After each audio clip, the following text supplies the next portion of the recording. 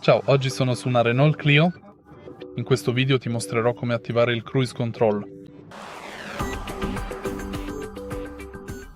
All'inizio dai un'occhiata al lato sinistro del volante.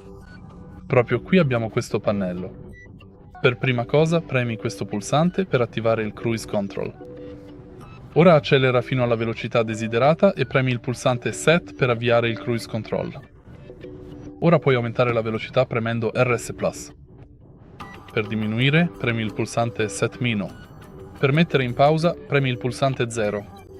E ora, quando sei in pausa, per tornare alla velocità precedente, premi Press Plus.